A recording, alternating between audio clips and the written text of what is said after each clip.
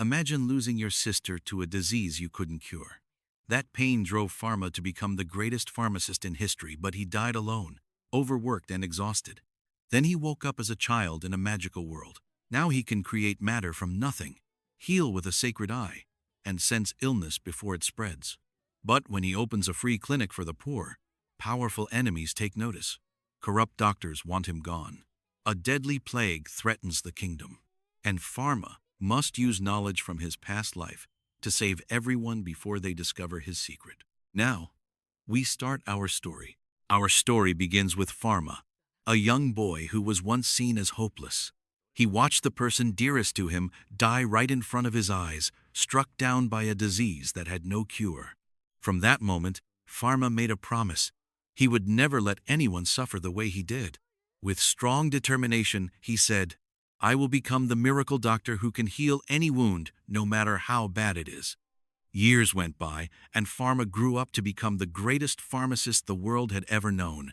There wasn't a single sickness he couldn't treat. In short, he became a living miracle. Scientists from all over the world came to him whenever they had a case they couldn't solve, and he always had the answer. His life was perfect, except for one thing. He barely slept, working non-stop day and night, resting only 1 hour each day. Then one day, as usual, he set his alarm to finally get some rest. But something amazing happened. The moment he opened his eyes, he was shocked. Who is this girl standing in front of me?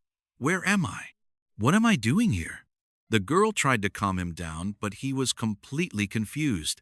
He ran to the window and looked outside, only to realize he was in a completely different world. He found himself in a strange body and thought it must be a dream he would soon wake up from. But the girl, who we later learn is named Talene, said, "It looks like your mind was affected after that lightning strike yesterday." At that moment, Pharma started to understand what had happened. He asked for her name, and she told him. Then she gave him a tour of the palace and introduced him to everyone inside. It turned out that Pharma now belonged to a noble family, a life of luxury with servants, maids, and splendor. But that wasn't all. Every member of the family was a famous royal physician. Talene reintroduced him to his family. His father, Byron, was the chief physician of the kingdom. His mother was Lisa, his sister was Mila, and his older brother was Vero, who was currently away on a science trip outside the kingdom. Byron had high hopes for his children, not just because of their skill as doctors, but also because of their sacred abilities. Pharma asked, "What do you mean by sacred abilities?" Talene was shocked. "You forgot you were amazing at using water magic?" From this, we learn that these sacred powers are what set nobles apart from commoners. If Pharma couldn't use his magic, he would be kicked out of the palace, and his father might disown him. Scared, Pharma told her he would get his memories back soon, pretending he had amnesia, so she wouldn't find out he had swapped bodies with someone else. Later, alone in his room, he wondered, how does water magic work? He pictured the molecular structure of water in his mind, and suddenly a mysterious energy flowed through him. He was able to use water magic without any trouble. But then panic hit. He couldn't stop it. He rushed to the window and cried out, and a flood of water burst out, soaking everything. Eventually, he managed to cancel the magic, and everything went back to normal. Meanwhile, Talene, who had been in the garden, was completely drenched, but her face was beaming with joy. He had remembered his powers. Pharma started to wonder, do I have other abilities? Sure enough, he found out he could create any kind of metal with his left hand and make it disappear with his right. Suddenly, there was a knock on the door. He quickly made the metal vanish before Talene came in. She told him his father wanted to see him to check on how he was doing. Before they left, she asked if he still remembered his medical knowledge. Byron would often test him on rare treatments, and failing to answer would be a disaster. Pharma went to meet his family. They were relieved he was okay after what had happened.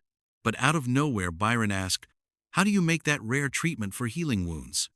Pharma answered perfectly, without any hesitation or mistakes. Byron smiled and said, "Excellent. Looks like you're fine. You should continue your training with No." Pharma went to see No, his private teacher. She trained him in both magic and medical science. No had once been Byron's student and was very talented, but she noticed something was different. His way of speaking had changed. His behavior was different. He had become calm and steady, which was nothing like the old Pharma. "You don't even remember me, do you?" she asked. Pharma admitted, "I've changed a lot, and I think I lost my memory after the lightning strike." No softened. "Don't worry. We'll start from the beginning. Little by little, you'll remember everything." She began explaining that their world was made up of 5 magical elements: water, fire, earth, air, and lastly, void. Pharma interrupted, "What is void magic?" No replied, "To be honest, no one knows. It's mentioned in ancient maps and writings, but I personally doubt it exists." Then Pharma asked, "Is there anyone who can create any material they want?" No looked at him sharply. "Stop being ridiculous. That's completely impossible." But Pharma knew he could do just that. She then took him to the river and asked about his magic staff, which makes a person's powers stronger and helps with training. Even though Pharma had seen it before, he hadn't brought it, not knowing it was his. No handed him her own staff. "I want you to make a water spear and shoot it toward the river." He didn't know what that meant, so she showed him. A huge wave of energy burst from her spell and hit the water. "Simple, right?" she said. "Now you try." Pharma did what she said. What happened next was beyond belief. A giant tsunami crashed into the riverbank, destroying everything in its path. Terrified, he threw the staff to the ground, and the spell stopped right away. No stood there, frozen. "Since when do you have that kind of power?" She gave him a tool to measure his magical energy, but the moment he used it, it broke into pieces. No trembled. This is impossible."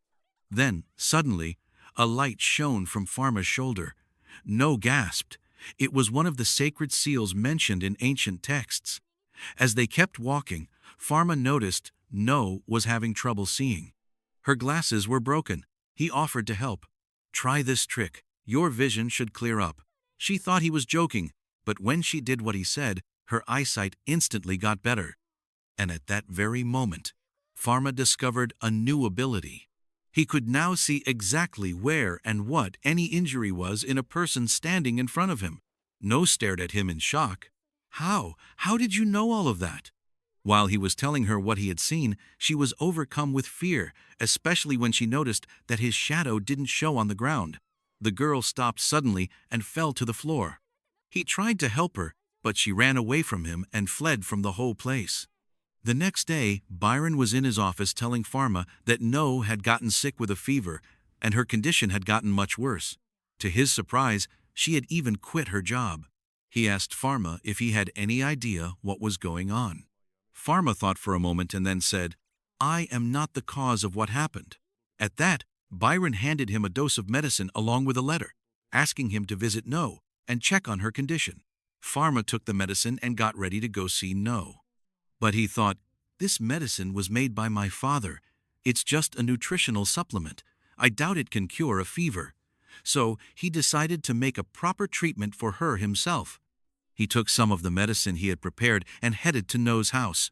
To his shock, she was terrified of him. She had hidden behind a metal shield and was talking to him through the door. She believed he had come to kill her after she had found out his secret. Pharma said to her in surprise, "What nonsense are you saying? For goodness sake, what kind of thinking is this?" He tried to calm her down, explaining that he had come on his father's orders just to check on her health. He brought her a dose of his father's medicine, along with another remedy he had made himself for her condition. But she, seeming out of her mind, started screaming. She fell to the ground and cried, "This medicine must be poisoned! You want to kill me?" She begged him not to hurt her, and promised she would never tell anyone his secret. Pharma said, "I will not hurt you. Please, just listen to me. I'm the one dying from the stress you're causing. I don't understand anything about the power I have, and I can't control it. That's why I need training, and you're the only one who knows the truth about me, who understands my power." Suddenly, he pulled out a bouquet of flowers he had brought with him and said, "Anyway, I can't force you to do anything. Whether you accept or refuse, I just wanted to thank you for everything you've done for me." Then he left. Later, No sat alone, thinking about his words and how much he needed someone by his side. Even though she was scared, she finally decided to help him. The next day, Pharma was walking alone in the garden when he suddenly heard someone call his name. It was No. She came up to him and said, "Let's start training right away. If you don't learn how to control your powers, you'll end up destroying this whole kingdom." Pharma was overjoyed, and at last, the training began. She took him to an area far away from the townspeople, and they started practicing together. It quickly became clear that his power was beyond anything expected. He turned the place upside down. After the training session, he went back to the palace and sat alone on the stairs, using his holy eye ability to check the servants one by one. Whenever he found an illness, the affected area would glow white, confirming the problem. Even Talene had an injury on her hands from working too much. Pharma wrote down all the conditions, then went to his father's lab to make the needed treatments. He started with Talene, using every bit of his ability. If he didn't have an ingredient, he created it himself. He spent many hours in the lab, but finally succeeded in making every medicine he had written down. He took some of them and went to Talene, gave her the medicine made just for her, and told her it was for the injury on her hands. Talene was overjoyed. She could hardly believe it. In the same way, he visited the rest of the servants and gave each of them the right medications. Everyone was happier than words can describe. Even Pharma himself was surprised by how happy they were. Talene then told him that the servants had never received any care before, because they were from the common class. High-ranking doctors weren't allowed to examine them, and even if they did, the cost of treatment was too high to afford. That was when Pharma realized how much class discrimination existed in this world. He said, "Disease does not tell the difference between a minister and a worker. Everyone has the right to proper treatment at any time." Shortly after, Byron summoned him. When Pharma arrived, he was shocked to find that his parents weren't well. He asked about it, and Byron told him that his sister Mila had caught a serious contagious skin disease that had no cure, and she had been isolated. No one was allowed to visit her. But Pharma refused to give up. He went back to his room, shut the door, and from his father's explanation, managed to figure out what the illness was. It was a disease that had only recently been cured in his previous world before he died. He made the medicine using his abilities. Even when the materials weren't available, he created them himself. Then he sneaked into Mila's room without anyone noticing, sat beside her, comforted her, and promised that everything would be okay. He asked her not to tell anyone that he had visited her, saying Byron would be furious if he found out.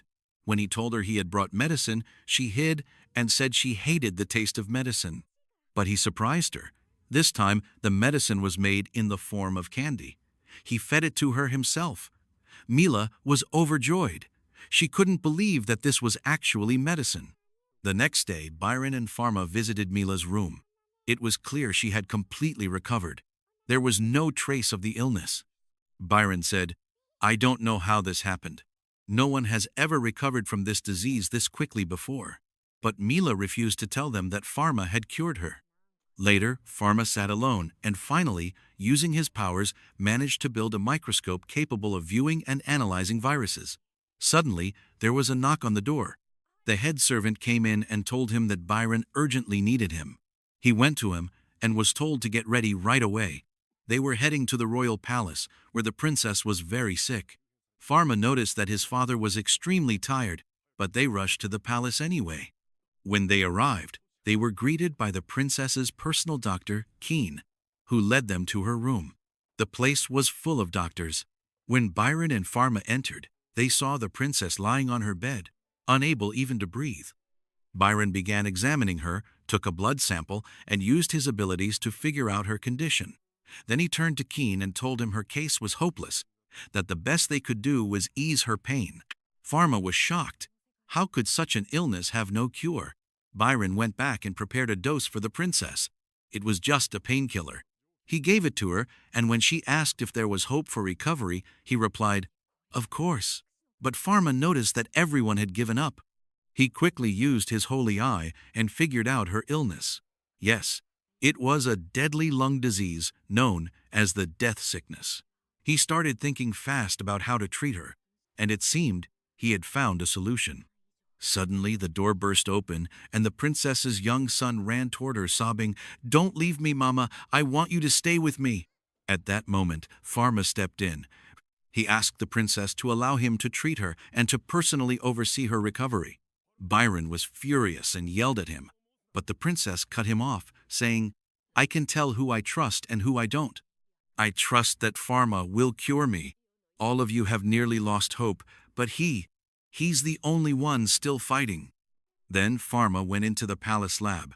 Without hesitating, he used his abilities to build a huge ice barrier behind the door, stopping anyone from bothering him. He started thinking about the right formula and began drawing the compound structure. After a lot of effort, he finally made the medicine. But suddenly the door shattered, and Byron stormed in, furious, shouting, "What do you think you're doing?"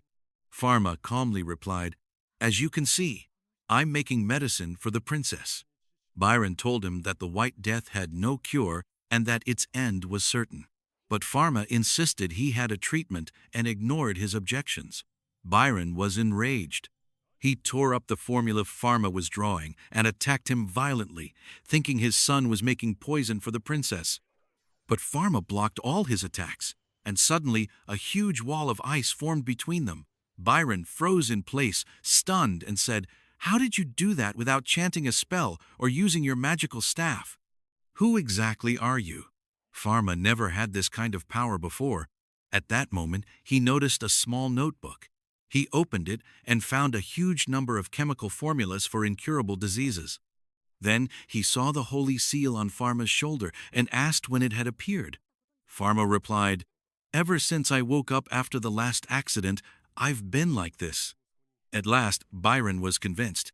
Pharma was not an ordinary person. He truly had extraordinary powers. And so, he finally said, "Finish the medicine quickly. We don't have time." Suddenly, Pharma made the ice barrier disappear right in front of him, which shocked his father once again. The poor man couldn't believe what was happening and stood there frozen, stunned. Meanwhile, Pharma kept working on the medicine meant for the princess. After some time passed, he left the room with the physicians carrying the treatment in his hands, his face fully covered, and headed straight to the princess to give it to her. But first, he decided to use the microscope he had built himself to show the princess exactly what illness had affected her. He said, "Look through the opening in front of you toward the light." He then asked one of the servants to bring the candle closer to the lens, and that's when the unexpected happened. The princess was shocked. She saw a large number of bacteria right before her eyes, and that was the actual cause of her illness. The princess called for Keen and handed him the microscope. As soon as he looked into it, he froze in place, amazed by what he saw. None of the doctors could believe their eyes at this invention Pharma had created.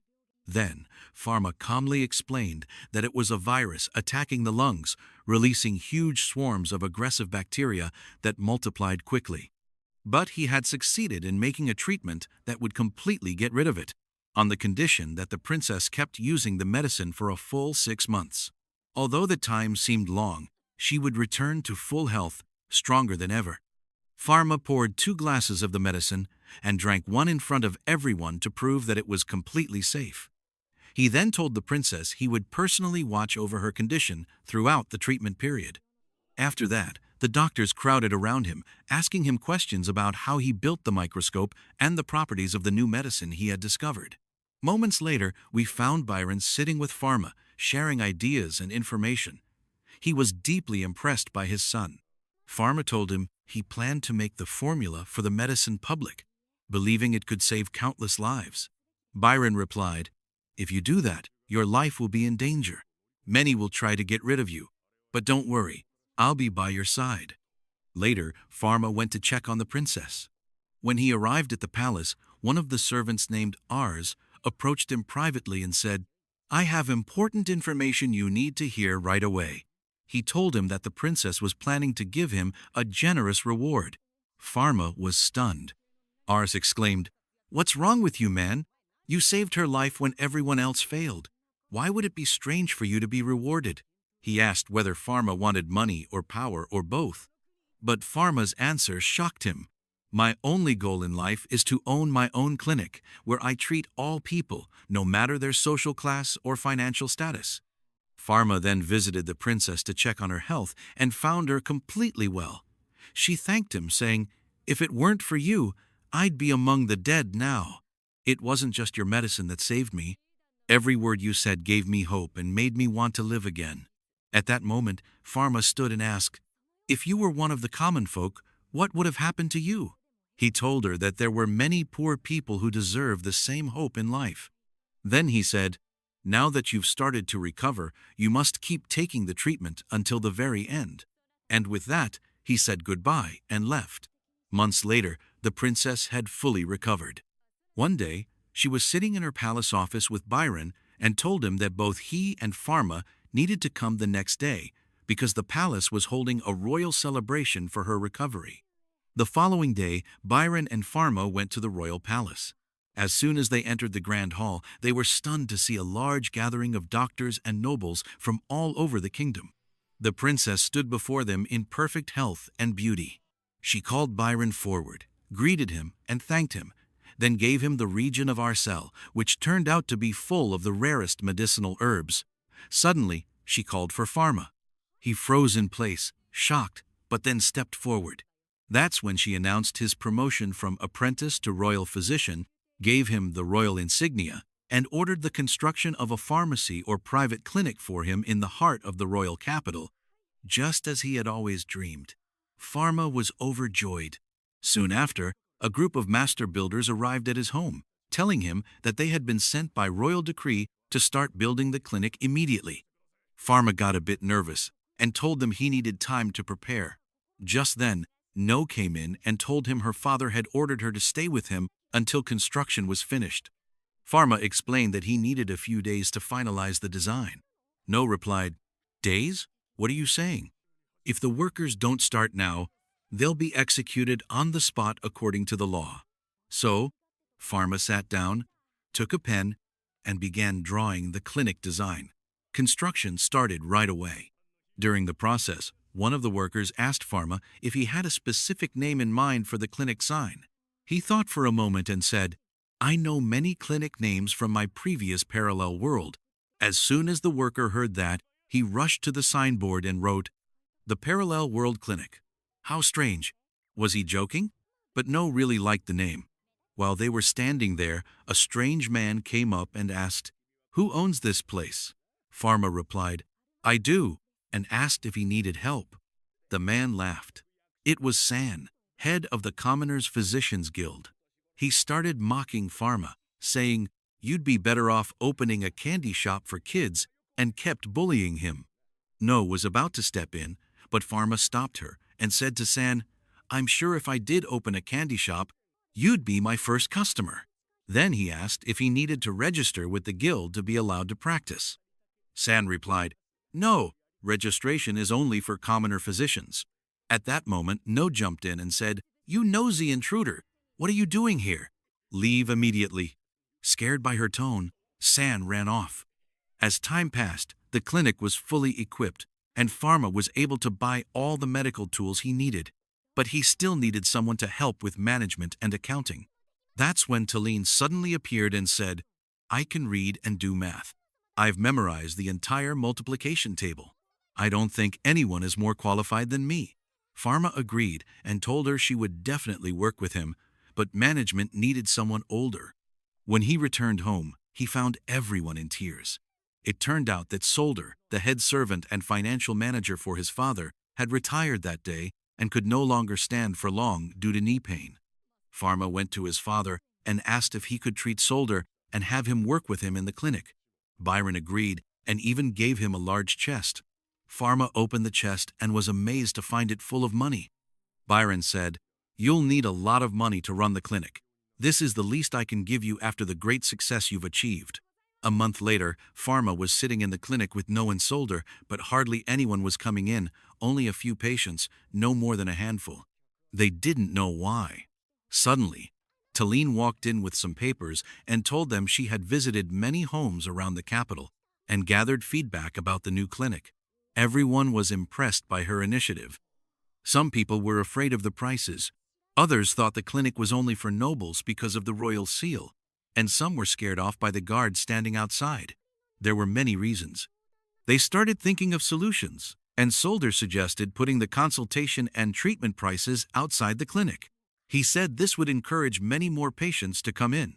Soon after, Byron and Lisa came to visit Pharma, checked on him, and he gave them a tour of the clinic. The first floor was for treatment and reception, the second for patient rooms, the third for staff and facilities, and the fourth was Pharma's research center where he developed new treatments. Byron was impressed by the precision and organization. Still, as they sat together, Pharma complained about the low number of patients. That's when his mother suggested he get into the field of cosmetics, since it was the most popular industry in the kingdom and would help promote his clinic, especially if he sold products at low prices.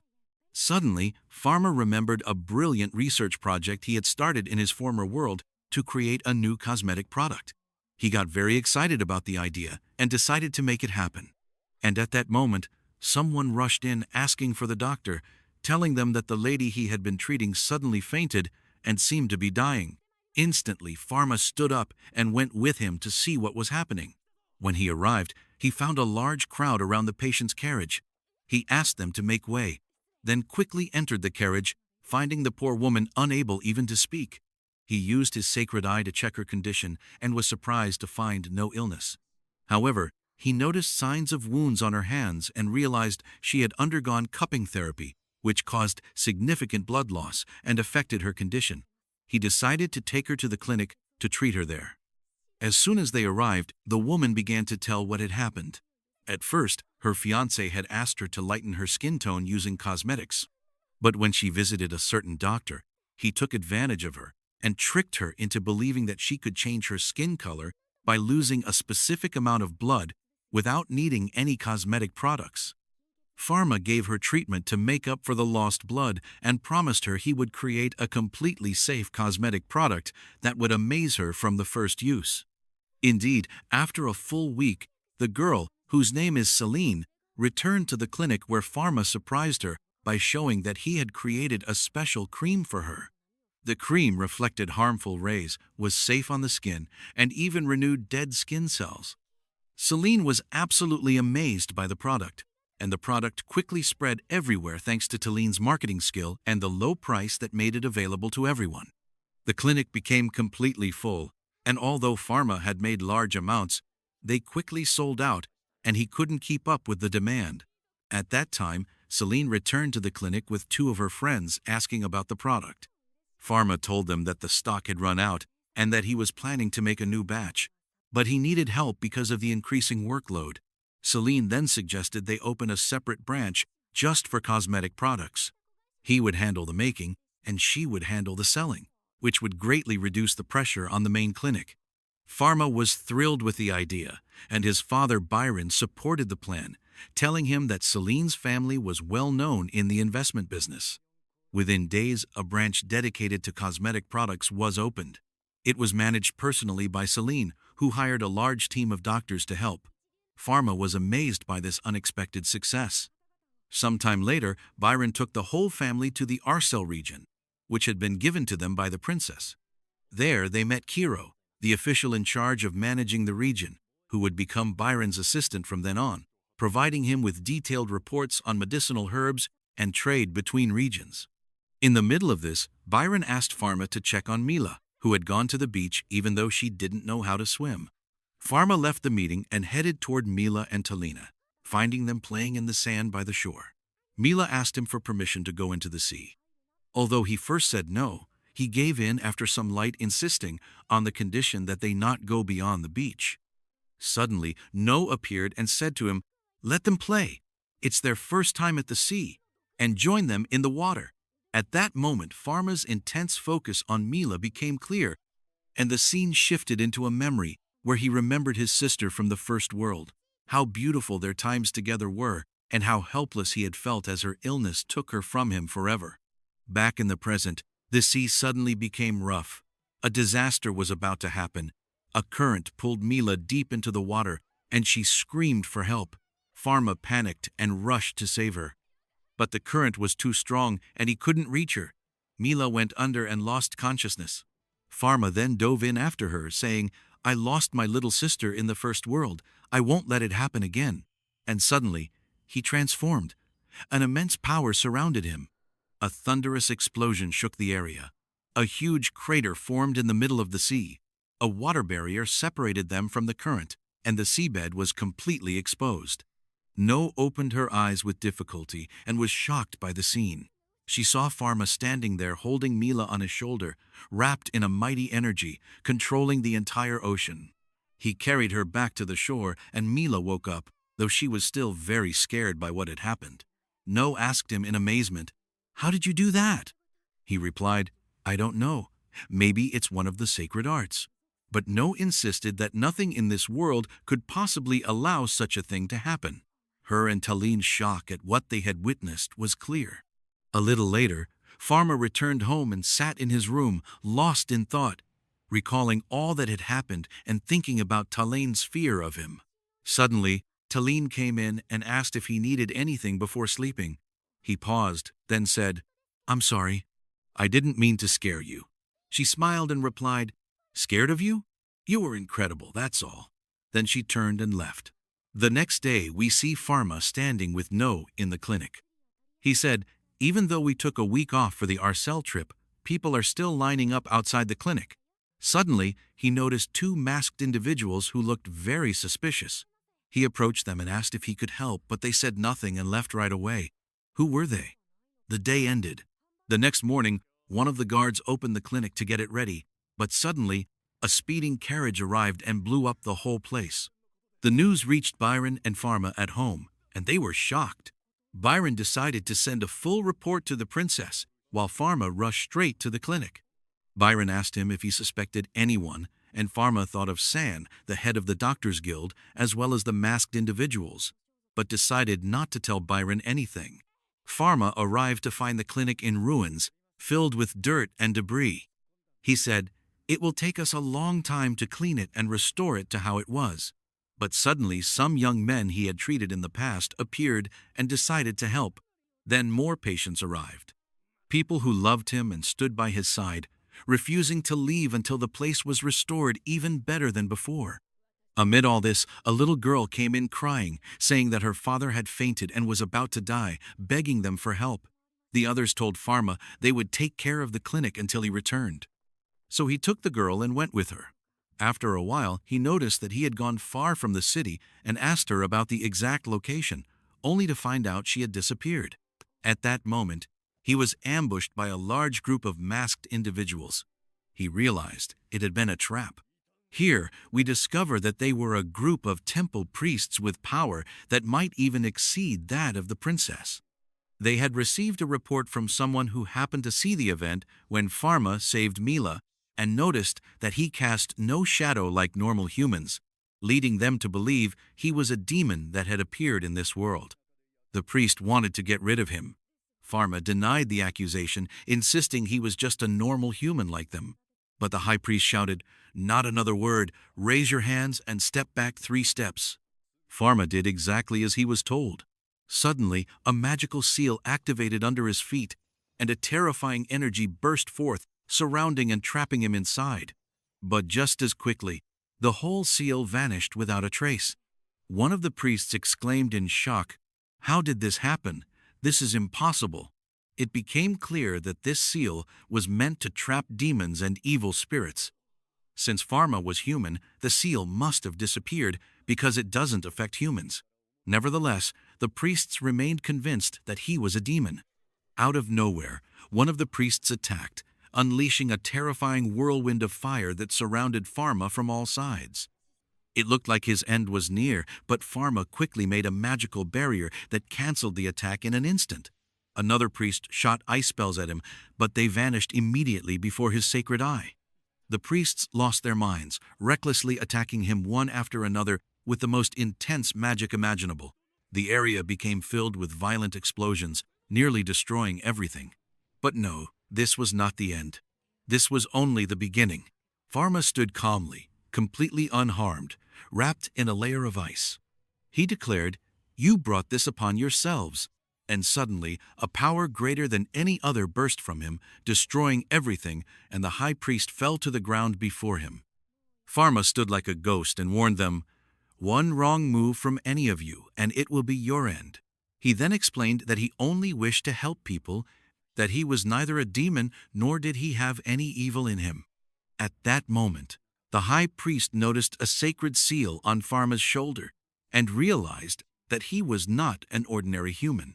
He possessed the holy light power, a power not given to just anyone. Immediately, all the priests fell to their knees, ready to accept any punishment. Pharma was surprised by the situation, not understanding their actions. Suddenly, the high priest pulled a dagger from his robes and prepared to end his own life to make up for daring to attack a sacred being without knowing. In a flash, Pharma appeared before him and stopped him, saying, "I will not allow anyone to be harmed as long as I live." However, it turned out that the high priest had a life-threatening injury and urgently needed surgery. Even though Pharma admitted that surgery was not his area of expertise, he saw no other choice and decided to do the operation himself. A large tent was set up and the patient was placed inside.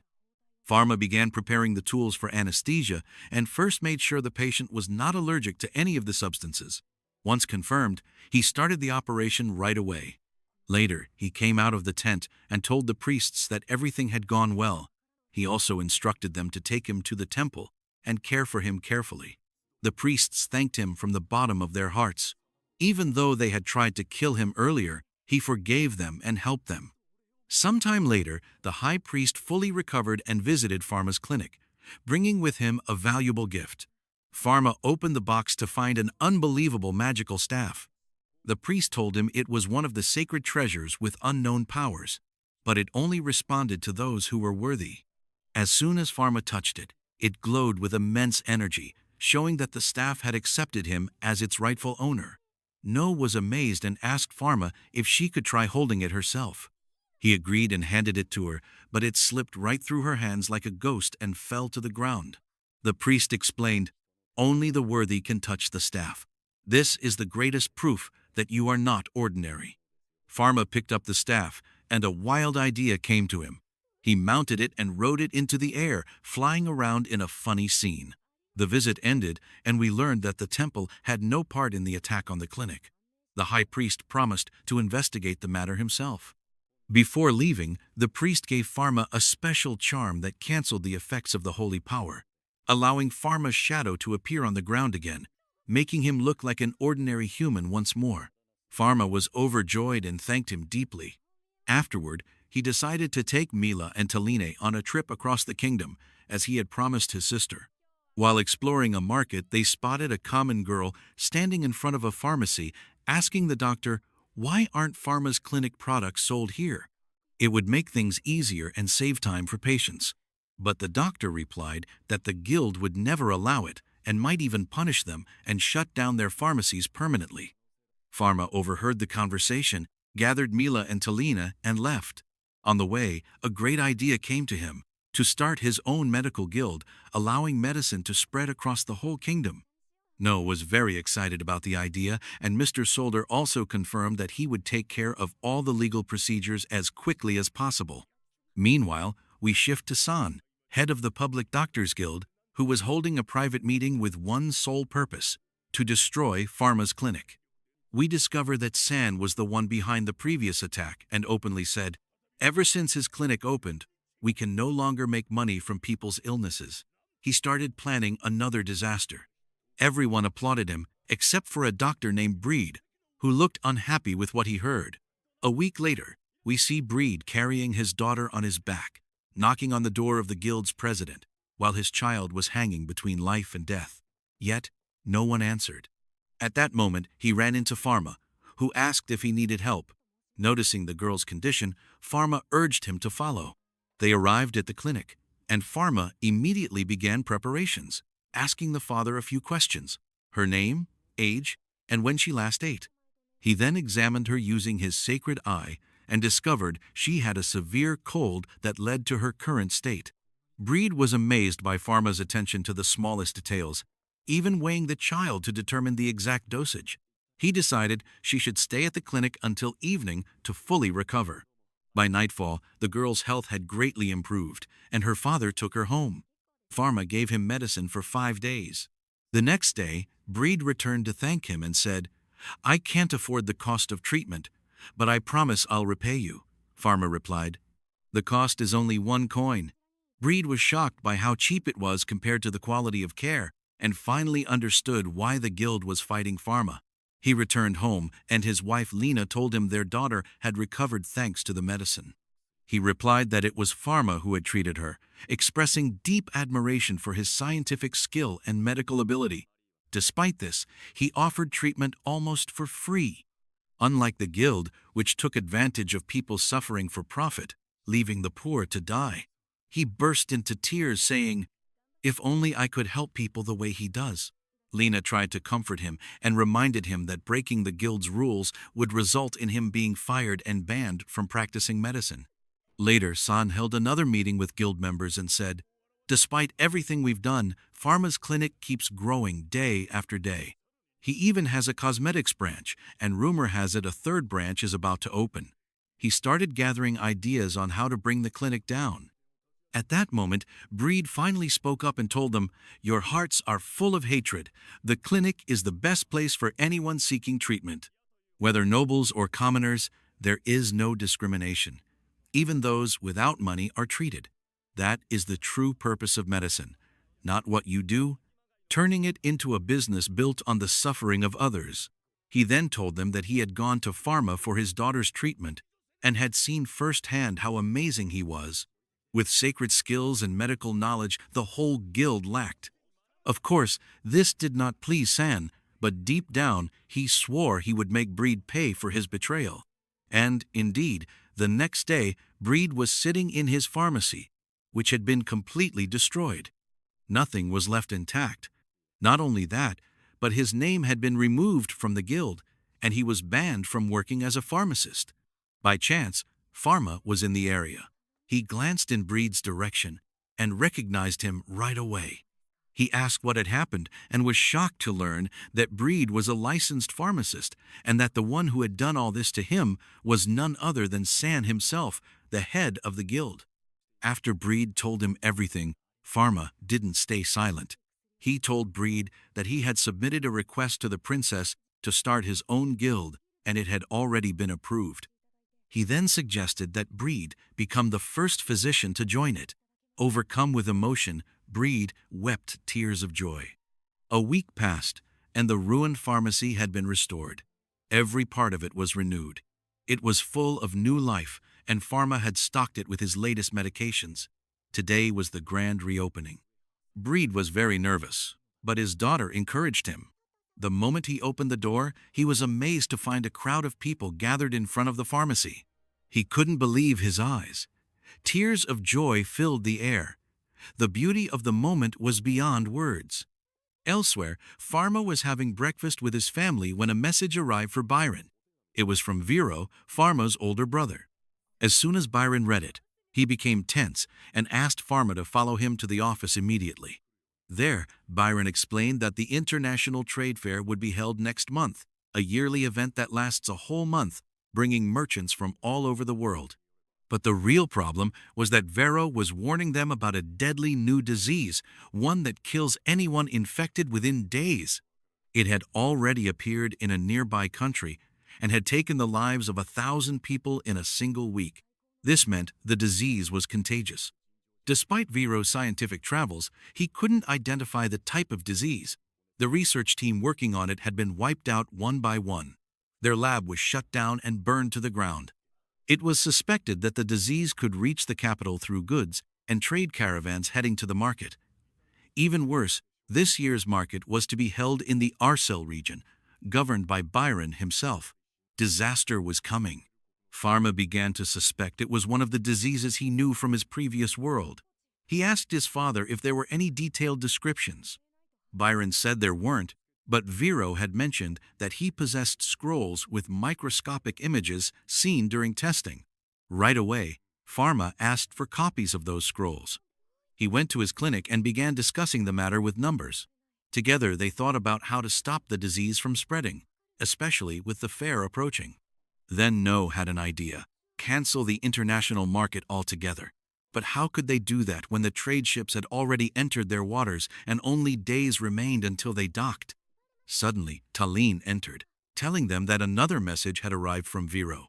As soon as Pharma opened it, he found a microscopic image of the new disease. The shock was overwhelming. This was no ordinary illness. It was the plague known as the Black Death, which had once wiped out over half the world's population in his previous world. Pharma immediately went to Byron and told him that the disease was the Black Death. Byron wasn't surprised. He had already been researching and had suspected as much. He told Pharma that this illness had long been considered a myth and that no one had ever found a cure. If it reached the capital, it would mean total destruction. But then came the real surprise. Pharma exclaimed, "Do you think I'm just playing around here? I've already created a cure for this disease. Not only that, I have distributed it to many pharmacies across the royal capital." Byron stood in stunned silence. Nevertheless, Pharma explained that stopping the disease from spreading was more important than curing it, and that he needed official support from the princess. So, they both went to her and explained everything. They requested that all ships be held at the ports, all foreign trade routes be closed, and that buying and selling with any country outside the capital stop immediately. The princess agreed without hesitation and ordered the minister to carry out the instructions exactly. Pharma assured her that he would take a team of doctors and the necessary medicine and head to the ports, where he would set up checkpoints and personally make sure the goods and merchants were safe. If the disease was found, he would treat it on the spot. The princess expressed full confidence in him. Later, Pharma managed to design a modern microscope that allowed testing from a safer distance, increasing safety. During testing, he taught Breed how to use it and asked about the stock of medicine available. He learned that the whole kingdom was almost fully prepared and that the treatment would be given out free of charge. Pharma had personally paid for all of it. Once everything was ready, he took No and headed to the trade port where the ships were being held, intending to inspect them himself. When he arrived, he was joined by a group of physicians who gave him a report with the number of ships and the number of crew on each one. Pharma thanked them sincerely and decided to inspect every ship personally. On the first ship, the captain was furious, shouting nonsense out of pure frustration. They had been held for some time without knowing why. Pharma calmly explained that it was all for their safety and asked the captain to stay calm. He then boarded the ship, examined the crew and the whole place, and once he was sure everything was safe, he allowed them to enter the city. He then moved to the next ship. While he was still in his boat, another captain started yelling at him, complaining that the cargo would spoil if they remained held. He was livid. Suddenly, a second ship's captain stepped in, insisting his vessel be inspected first. The two argued heatedly, and both decided to head toward the shore by force without any inspection. It seemed Pharma was in serious trouble until a barrage of cannon fire erupted toward the ships. The surprise, it was one of the patients Pharma had previously treated in his clinic. He was a naval captain secretly sent by the princess to help Pharma. Deeply loyal, he declared, "If I hear a single bark from any of you, I'll blow him and his ship to bits." Pharma was overjoyed by this unexpected help. They continued with the rest of the inspections and found no trace of the disease. But while they were gathered in the tent, Kiro, the deputy of the Arcel region, burst in, begging for help. One of the held ships had taken an illegal route, slipping into a coastal village where it had unloaded its cargo. Deaths had begun to spread quickly among the villagers, one after another. The villagers believed a demon was killing them. Pharma immediately understood that the ship had been infected with the plague. He decided to go there at once. He prepared himself, and No wanted to go with him, but he stopped her, saying, "I'm counting on you here at the port." Suddenly, Pharma pulled out his sacred staff and soared through the sky, heading straight for the stricken village. But as the saying goes, bad luck follows the unlucky. Just as Pharma was flying, a bird nearly hit him. Losing control of the staff, he was thrown at great speed toward a tree and slammed right into it. Yet the real surprise was that his body passed through it as if it wasn't there at all. It was an illusion. This was one of the powers of the sacred staff he had. Moments later, he arrived at the village's edge, where we discover that a group of villagers was getting ready to flee as fast as possible, convinced that an evil spirit was behind the deaths. As Pharma approached, his sudden appearance and mysterious look startled them.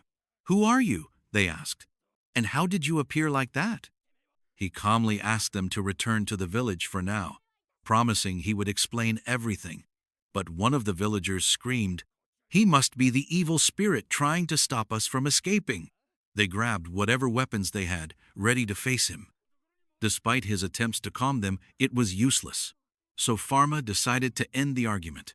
With a single strike of his staff on the ground, huge walls of ice rose up, surrounding the whole area. Everyone was stunned by his overwhelming power. He then revealed who he was, telling them he was a royal physician sent specifically to help them and that no one could leave the village without undergoing a medical check. Slowly, the villagers began to calm down and agreed to cooperate. They gathered in one of the homes and asked him about his plan. Pharma pulled out a map of the village and said, "First, we must divide the village into 3 zones based on how bad the infections are. That way we can treat people in order of urgency." He then headed to one of the quarantine houses where many patients were near death. When he entered, he was shocked by the large number of sick people, surrounded by doctors doing everything they could to help. Suddenly, one of the doctors shouted at him, "Get out of here right now." But another doctor stepped in saying, "Calm down. That's Pharma." We learned that this doctor was from the temple and knew exactly who Pharma was. Overjoyed by his presence, he told everyone that Pharma was the only person in the world who could save them. Without delay, Pharma began checking the patients, only to discover that one of them had nothing more than a common cold and didn't belong there. Pharma scolded him, "Why are you even here?" Regardless, he started giving treatment to the patients one by one, with the other doctors helping him. Pharma even used his divine abilities to make the medicine work faster. When he was done, he made an unusual request to the doctors. "The group that delivered goods through this village is probably on their way to the capital right now. Find them, burn every item they have, then treat them immediately before they reach the city." As for Pharma, he had to focus on healing those who remained in the village. And indeed, he succeeded in treating all the infected villagers. He assigned a group of guards at the village gates to make sure no one entered or left without being fully cured. Then he told them he was heading back to the capital and that the ice barrier would help speed up recovery. If anything went wrong, they were to send a messenger to the capital right away. Suddenly, he summoned his sacred staff once more, promised he would return, and shot off into the sky. While flying, he noticed a fire burning along the road. He quickly went down to investigate and was shocked to find that the doctors he had sent had already reached the merchants responsible for the plague and had burned their goods exactly as he had ordered. Pharma approached the merchants and said, "First of all of you are infected with the Black Death.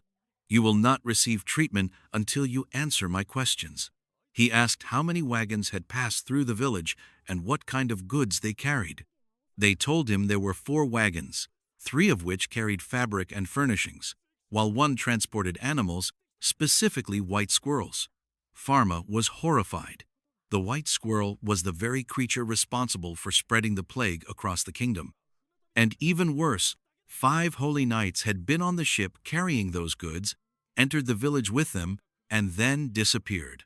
At that moment, Pharma realized the plague was no accident.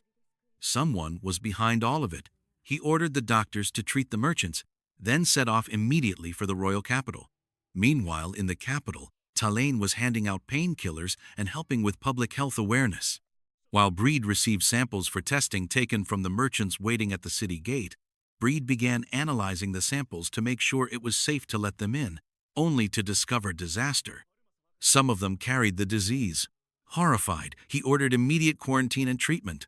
Breed and the medical team rushed to the gate, only to be caught in a horrifying attack. Guards were being struck down, and everything was in chaos. Breed tried to close the gates, but it was too late. The holy knights burst through, recklessly, carrying a wooden box filled with white squirrels, releasing them instantly. One of the knights used his powers to scatter them across the area. You could feel it, my friend. This was the beginning of the end. Breed watched in horror, fully understanding what was happening. He sounded the kingdom-wide alarm and ordered everyone to stay inside their homes. Some guards tried to fight back, but it was useless. One of the knights used wind magic to throw them through the air. Suddenly, the high priest arrived on the scene. He struck the ground with divine force. An explosion of sacred energy bound the knights instantly with magical seals. What power! At the same moment, Pharma arrived at the capital and stood before the alarm bell. He used his sacred eye and was horrified to see the infection spreading everywhere, just as he had feared. The white squirrel was to blame. He noticed a battle taking place at the gate and rushed toward it. He found Breed, made sure he was safe, and took him along to the scene. There, the captain of the guard was questioning the knights, asking why they had spread the disease, and the shocking truth came out. They knew nothing about it. They had been forced to do it by someone else, a terrifying demon strong enough to wipe out thousands with a single blow. That demon had kidnapped their families and threatened to kill them unless they obeyed. As they described his appearance, Byron was stunned. We flash back to the past. Byron once had a close friend named Taggio. But Taggio had no humanity. He did horrific experiments on people, lost his mind, and became obsessed with taking over the world. He was removed from his position as a doctor and put in prison long ago, only to disappear without a trace. It now seemed he had returned for revenge. Suddenly, Pharma sensed a terrifying energy nearby. He activated his sacred eye and was shocked by what he saw. A dreadful figure standing on top of his clinic. He rushed there, with Byron sensing it too. It was clear, my friend, things would not end peacefully. Elsewhere, Talene and Solder were almost out of medicine. Talene decided to go to the clinic to get more. Solder went with her, having no idea what awaited them. They arrived at the clinic. Talene went up to the lab, confused by what she saw. The windows were wide open, and all the medicine was gone. She assumed Pharma had taken it. But suddenly, Solder arrived, and he wasn't alone. Taggio stood behind him. With a single blow, he struck him down. Solder collapsed in a pool of blood. His end had come. Pharma reached the clinic and used his sacred eye to find Taggio. What he saw left him frozen. He rushed to the lab and blasted the door open, only to find Byron standing tall. "Save Solder and Talene," he said. "Leave this demon to me." Pharma obeyed while Byron lunged at Taggio bravely, shouting, "I should have destroyed you long ago." A brutal battle erupted, but Taggio was on another level.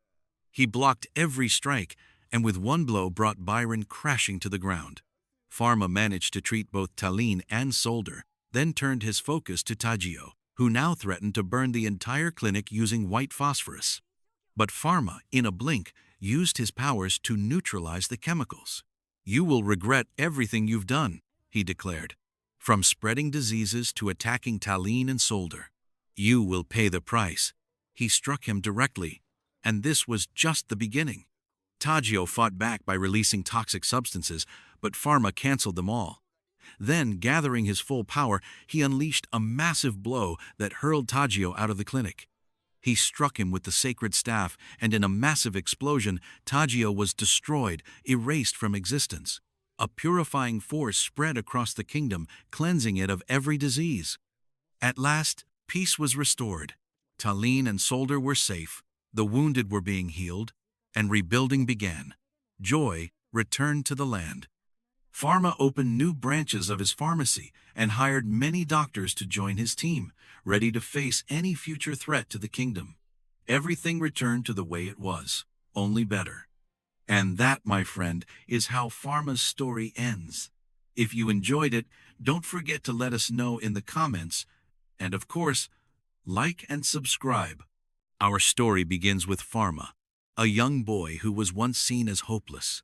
He watched the person dearest to him die right in front of his eyes, struck down by a disease that had no cure. From that moment, Pharma made a promise. He would never let anyone suffer the way he did.